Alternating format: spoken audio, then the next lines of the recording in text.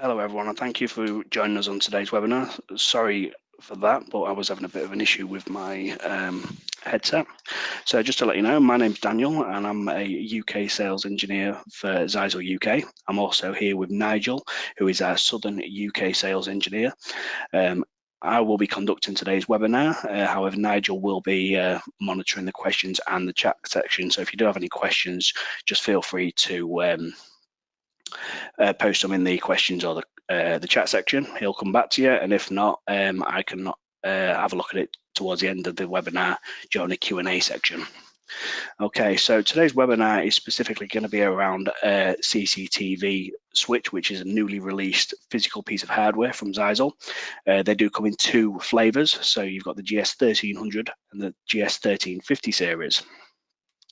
So some of the challenges that we experience in today's day and age is the need for a reliable power source, so a PoE switch for the connected IP cameras.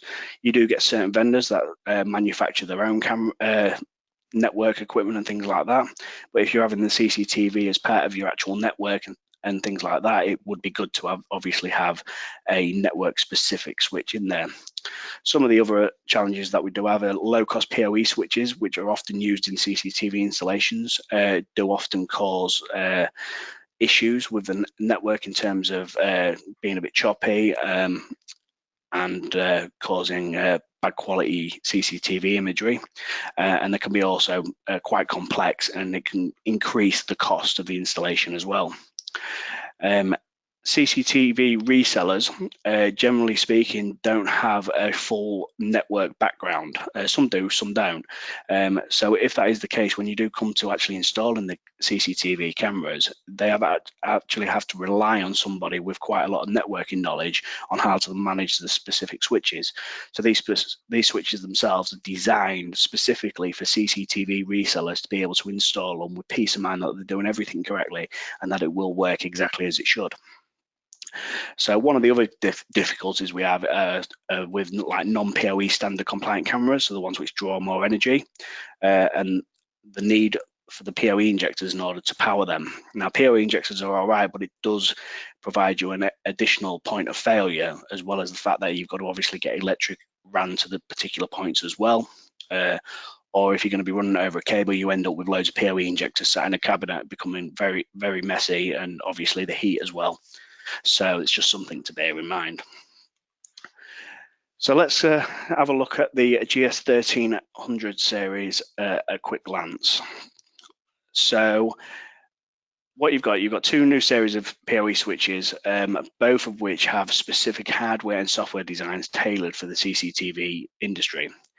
They consist of 7 models. So you've got 3 unmanaged and 4 managed switches. So for you that don't know, the unmanaged ones are ones which don't have a web interface at all. It is pretty much a box which would plug in. You'll plug the cables in, and you might have some sort of switch on the actual box itself to do different features. Whereas the managed ones, like all traditional managed switches, they will have a web interface where you can log into it with a username and password and set specific criteria such as IP addresses, VLANs, and things such as that.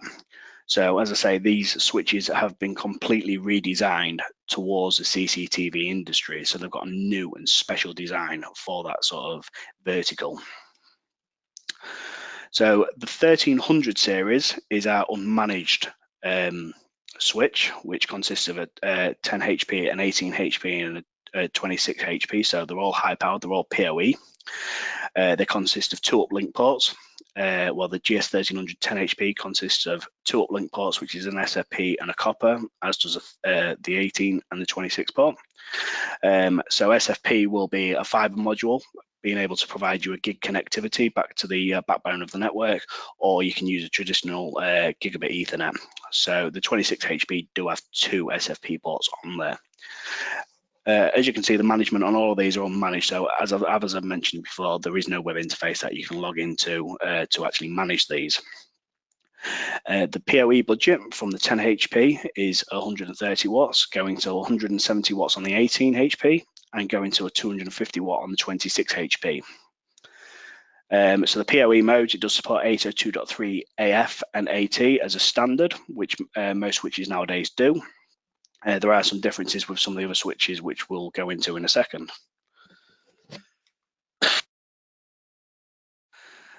So the GS1350, so these are our managed switches. These are ones where you can log into a physical interface from a PC and actually manage the unit itself. So the 1350, the 6 HP, stands aside from the rest slightly. So you'll see it's got a PoE budget of 60 watts. And it's also got PoE modes, AF, AT, as well as BT, which is a 60 watt PoE draw for the sort of bigger cameras. So you'll be looking at the cameras with like PTZ, so they can move around and things like that, and the speed dome cameras as well. So they will draw 60 watts. So a traditional switch won't actually power these, whereas this 6 HP will. The 60 watt can only be conducted on 2 specific ports, and as you can see, the PoE budget is only 60 watts. So you can obviously, that one port will sort of max out that budget if you are installing cameras of that nature. They've got a one uplink port, which is an SFP port, and then it's also got 5 PoE ports on there as well. So as I mentioned, you've got a basic web interface, as well as you've also got command line interface as well for you guys that like going into a terminal and writing the commands manually. They are available for you, and this is across the whole entire 1350 range.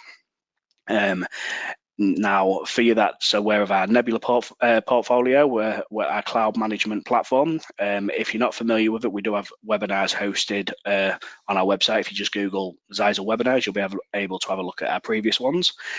These will be available on the Nebula platform in 2020. So yeah, so you can manage your entire network from that platform.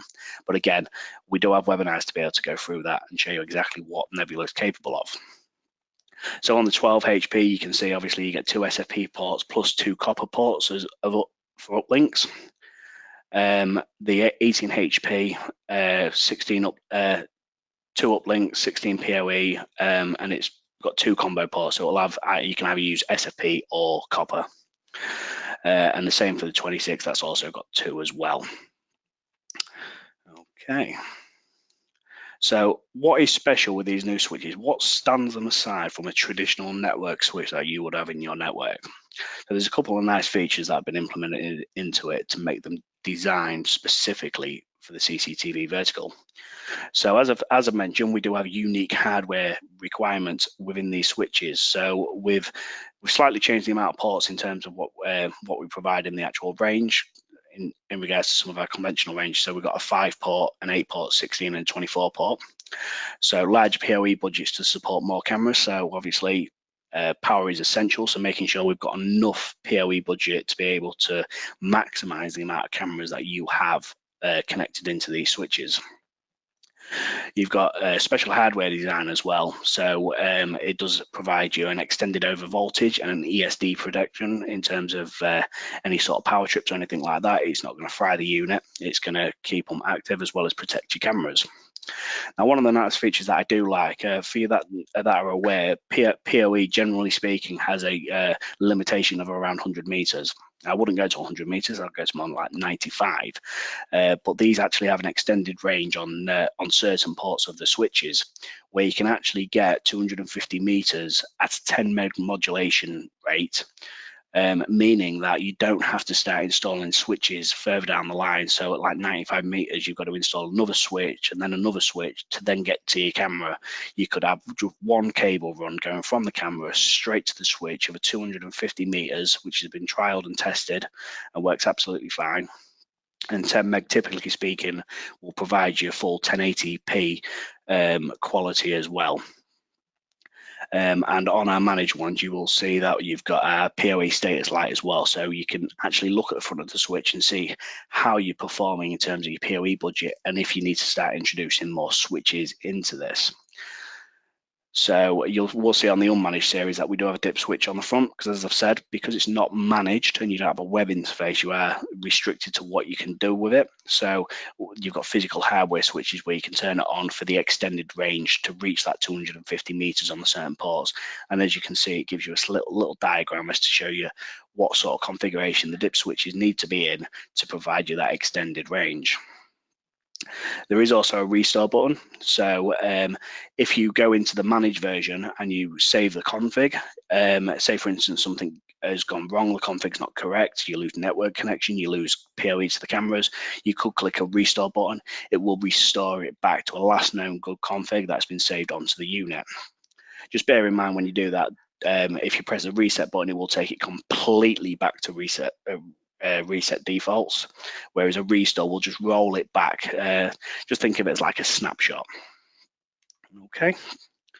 So as I mentioned, with the extended range over a normal Cat5 or Cat6 cable, so copper cable, you can reach up to 250 meters by forcing having the modulation set to 10 meg as well. As I say, it will support most cameras at a really decent resolution rate, so you don't have any loss of quality. It will be in real time, and all you've got to do is make sure your frame rate and your resolution, everything is set correctly, and it will work absolutely fine. This is available on all the models, so either in the managed version you'll go into the web interface and apply it and turn it on onto the relevant ports, or with the unmanaged version you've got the dip switch to be able to manage that. Continuous PoE. Now this is something that I find is a really nice feature. So this is a physical hardware design that is different to any other switches that we've got. So if you was to conduct stuff like changing the config file, backing up the taking it back to factory defaults, firmware upgrade, or after an abnormal reboot, what it actually does is it maintains PoE to the cameras, even though the switch and the network connection of the switch may have been dropped because obviously the firmware is being upgraded or there's been an abnormal reboot or something in it. So rather than the switch being upgraded, the switch going down, the camera going down, and then the switch coming back up and the camera having to boot up, which could take a lot longer than the switch maintains power. So all that you're waiting for is the network connectivity to come back up to the camera for it to start broadcasting and to start streaming again. So it really cuts down any potential maintenance that you may need to do on a particular switch or anything like that to keep it obviously up to date, and any new changes just means that you don't have to wait for the cameras to then boot back up. One of the good things it's got is as well, it's got like a camera status on it, so it will actually show you what sort of status your camera is in terms of port, the camera status, the PoE consumption, the name and the IP address. So it gets all this information and provides you on the screen so that you can physically see it. So you can see what particular camera it is, and this is all provided using like a certain protocol, LLDP, which will provide you this information. And from there you can actually power cycle it, or you could reset the camera back to sort of defaults. So it is a really good function, as well as the fact that it does show you the link speed, which I find is really important, because knowing that you've got no cable faults on the network is essential. So all this information on there is provided to you at a very easy glance. So auto cam recovery, this is good. Using the LLDP protocol, or you can just do a generic ping. You can set it so that it can actually detect the camera, and you can either have it just tell you that potentially it's offline or there's an issue with the camera, or you can get it to reboot and tell you that it's there. And then what it will do is it will actually reboot the camera, but you can actually extend the resume power interval. So say if the camera takes more than 10 seconds like it's shown on the screen for it to fully discharge all of the power, you would set it, say, 15, 20 seconds. That way you're confident that the camera is fully powered down, fully discharged of all electricity within inside the unit, so that when the switch then reinitiates and injects the power back into it, you know that it's been fully powered down and that it's come up to a very fresh standard. You can specify how many times you want it to reboot before it gives up. So typically speaking, it's going to be sat there once, but you could increase that. So you get it to reboot 2 or 3 times before it just stops trying to reboot it. And then you can also increase the interval seconds on the polling as well. So as it's contacting it, it's going, yeah, it's online, it's online. So a really good feature. As I say, this works with all cameras. So it'll work with cameras which support the LLDP protocol by default, or you can do it and set it as ping. So as long as you're not blocking pings on your network and that it's got a constant flow backwards and forwards to the camera and it's getting a response, then all's well, it won't do anything with it. But however, if it does lose a pings or anything like that, it will restart the camera based on the criteria you've set. So a very good feature there, just to make sure that your camera is maintained operational without relying on a user intervention as such. And as I say, it does provide you an alarm, so you do know it's happened, so you can address the issue later on to see what potentially caused it. So the 4 times over voltage protection, so the 1300 series does offer four times higher surge protection and 2 times higher ESD protection than standard switches. Now this is only supported on the GS1350 models, not the GS1300, so it's only supported on the managed version of the switches, but it obviously is in there as a protection mechanism to protect both the switch and the cameras. So just to give you a bit of an overview as to the actual cameras themselves, these slides will be sent out, so you don't need to take any notes. They will get sent out to your email address that you've registered with so that you can review these. But on here, it'll show you the port config, so how many ports there are, how many uplink ports you've got, the PoE budgets available for it, the power supply, so whether it's an internal power supply or whether it's an external, so it might have a little adapter with it that sits outside of the unit, and then some of the software features as well. So the PoE management for the surveillance, the 802.3 BT for the 60 watt PoE injection, whether or not they've got sort of CLI or web interface. Again, because Nebula is a managed platform, only the managed versions will be supported on there, because obviously the unmanaged versions don't have any web interface or anything like that, so they won't be available. And because you can't set any sort of IP address on them or anything like that, you've got no CLI management, so you can't SSH into it as such. So the hardware features obviously are pretty much the same across them both.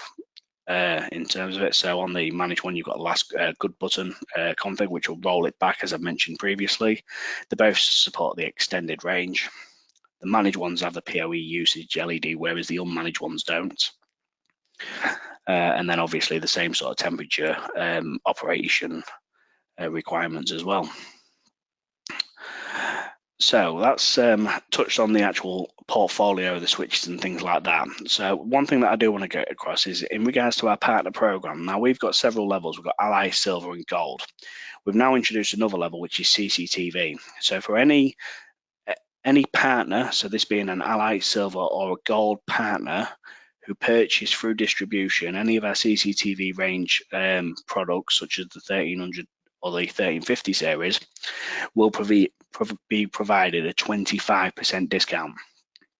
So this isn't 25% on your 5% as an Ally or 8% as a Silver or 12% as a Gold. This is 25% as a whole. So it just means that we're obviously trying to drive the CCTV switch into the market, because we know that the technology is there, and the stress tests that our CCTV resellers and that lot have put it under have provided us glowing feedback. So as I say, the CCTV will provide you a 25% discount on any purchases with that. Now, if you speak to either myself or Nigel or anyone in the sales department and you're interested in the CCTV switches, but you're not quite sure and you want to get a feel for it, see if it is right for your market, we can always look into providing like a demo equipment for a few weeks for you to test it, put it under your own stress tests, just to give you that peace of mind that the product that you're going to be installing for your clients is cut out for what it needs to do. So again, feel free to either contact myself or Nigel or anyone on the sales team. Any of them will be able to assist you. And if you're not on a partner, please contact us and get enrolled on the partner program, because you can gain these benefits of discount straight away. So let's have a look at the Zyxel switches as a glance. So our CCTV as well as our other portfolio as well. I'm not going to go too far into these because I'm sure you've all seen them before. And again, these slides will be available. But where you can see here is on our unmanaged PoE portfolio, is you can see where the GS1300 sits in terms of the specification of what they've got. So in terms of PoE budget, they're a lot higher. So the 10 HP, for instance, is 130 watts, but then you've got the 18 and 26 HP for the unmanaged section, which obviously gives us a bigger PoE boost for the unmanaged switch portfolio that we've had previously. And then again, you've got the additional added hardware and software benefits that the unmanaged switch provides us. Okay. So you got the managed one. So this is where they sit in terms of sort of PoE budgeting and port count. So you'll see how it increases. The GS1350 HP, if you put it in line with the 8 HP, it has got an additional SFP and a copper for the uplink ports, whereas the 1900 8 HP doesn't. And as you can see, they fit quite well in terms of the portfolio. So we've started incorporating SFP more into our switches because we do realize that fiber optics and the way things are going are becoming a more and more necessity for installations and resilience as well. And it is key to remember as well that the 6 HP does contain the 802.3 BT for the additional 60 watt PoE budgeting for them bigger sort of camera installations. Then you've got like the 18 HP and 26 HP. Again, stepping up in terms of PoE budgeting, so they sit quite well in terms of our portfolio and our switches currently.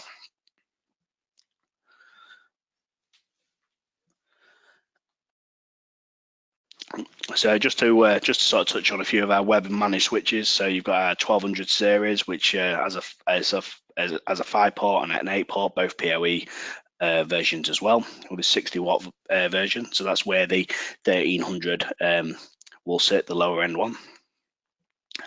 And then you'll see that the 1900 series, you've got our 8 HP, a 10 HP, a 24 HP, and 48 HP, with the largest PoE budget being 170 watts, supporting the necessity sort of network protocols such as spanning tree, rapid spanning tree, multi-spanning tree, and then also link aggregation as well. So being able to create a resilient network with the uplink ports that are available on this specific switch is, again, pretty much an industry standard. And then when you start getting into our like XS1920 switch, you start getting L2 multicast IGMP. So this is for like your IP televisions and things like that. So that all works pretty well. We've got quite a few switches sat in hotels running all of their TVs and things like that throughout, and skyboxes. So, and it works really well, and being able to obviously link aggregate. If you've got a 10 gig switch like one of our XGS ranges, you'll be able to link aggregate them and ultimately bring it up to around sort of 20 gig, 40 gig uplinks. So these are our sort of Nebula Flex Nebula switches that we've got available. So currently we've got the GS1920 and the XGS1930, which are Nebula Flex switches. They can either be standalone or they can be Nebula managed, supporting all the same protocols as what we've got in our previous one, with the added benefit of being centrally managed from a specific platform. And with PoE budgets, the largest switch being 375 watts. The NSW series is our cloud only one. So this is Nebula only, but it does come with a 1-year pro pack on them as well. So you can take them added benefits of the Nebula pro packs within the first year of having it. So, and then you start getting through to our fully managed switches. So you start going through to our layer 2s and some of our light layer 3 switches. So the GS2210s, the XGS2210s, they're pretty much the same in terms of specification. The XGS, however, does have certain additional features such as static routing, as well as being able to do CLI and console management as well. And the key thing is the XGS switches always have a 10 gig uplink ports on it, whereas the GS ones are only gigabit switches, so they'll only have gig uplinks. And then you've got the XGS1300, which is the light layer 3. What stands this aside from the XGS2210 series and the layer 2 switches is it's got dynamic routing or static routing protocols, such as static routing and policy-based routing, to allow you to increase the amount of traffic that goes across your network and reduce the overheads on the gateway. So rather than all the traffic hitting the gateway coming back again, it basically, if you're transferring from a PC to a server, instead of it going from the PC to the switch to the gateway to the switch to the server, it just goes from the PC to switch to the server. So you're being able to benefit from them gig and 10 gig ports into your devices. So really being able to maximize the amount of transfer you get across your network. Then we got our XS1300 series, which is a light layer 3 or layer 2 plus switch. So this, in terms of gigabit ports, have got 8 gigabits, got 4 combos, and it's got 12 SFP plus. So they're 10 gig, 12 10 gig ports on there. So these switches you would usually put into a very high traffic area. And as I say, with the static and policy-based routing that you've got, you can actually offload the traffic from your gateway, meaning that transfers from servers to PCs and things like that, especially with CAD drawings as well. So if you've got any customers which do CAD drawings, transferring them from one computer back to a server much quicker. And then the XS3800, moving on, is obviously a bit beefier. So this is a multi-gig switch. So when we start getting into our new access point towards the end of the year, the AX access points, you'll be looking at these switches because these offer over a gigabit cable. You can get 100 meg, 1 gig, 2.5 gig, 5 gig, and 10 gig over traditional cabling. So it means that you can actually increase the amount of traffic across your network without actually going and having to rip out all your cables. And these will be a requirement if you're looking to utilize all the features from the newly released access points towards the end of the year.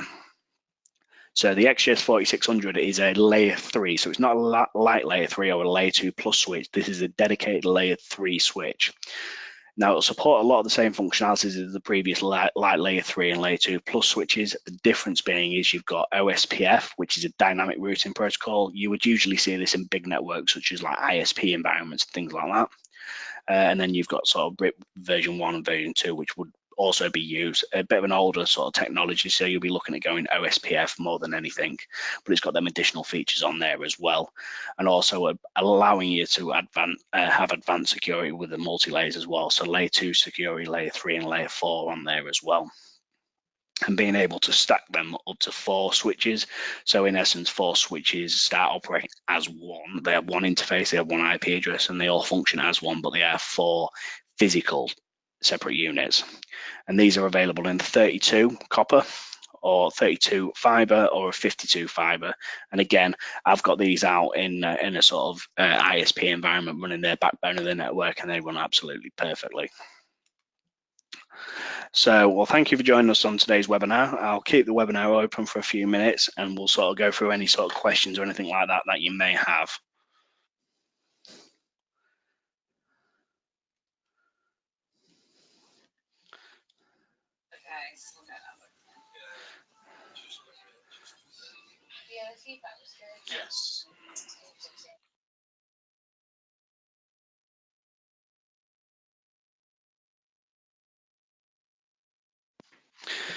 Right, so I don't seem to be getting any questions through. I can see that all the questions which have been raised have been answered by Nigel, so thank you for that, Nigel.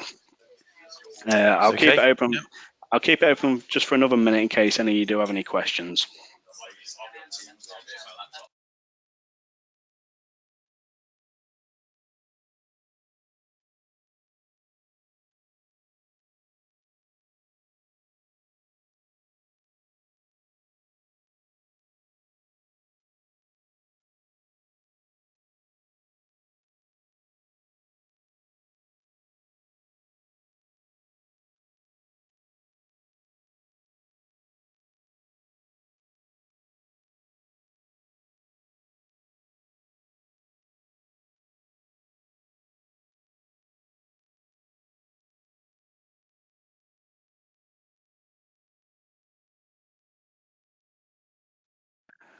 So I've just had a question through from Callan in regards to a full roadmap for a fully 10 gig layer 3 switch. At the moment, I'm not aware of any, but I can have a look and speak to the project line manager and see what sort of updates we've got in regards to our switches. Obviously, with our new access points coming out, I know there is a greater need for having bigger switches, especially PoE switches in the industry, being able to utilize the best out of the access points. So I will certainly speak to the project line manager and I'll speak to you directly, Callum, offline, just to advise of any potential roadmaps in there for any sort of 10 gig layer 3 switches.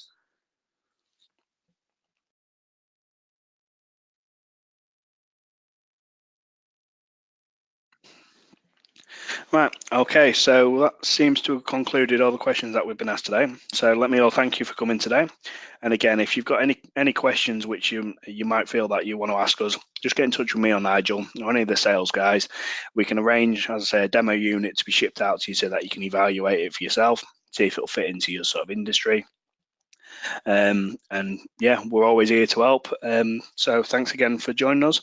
Hope you have a good rest of your day and enjoy your evening. Hopefully the sun will keep out for you. Thank you very much. Okay, thank you very much, everyone.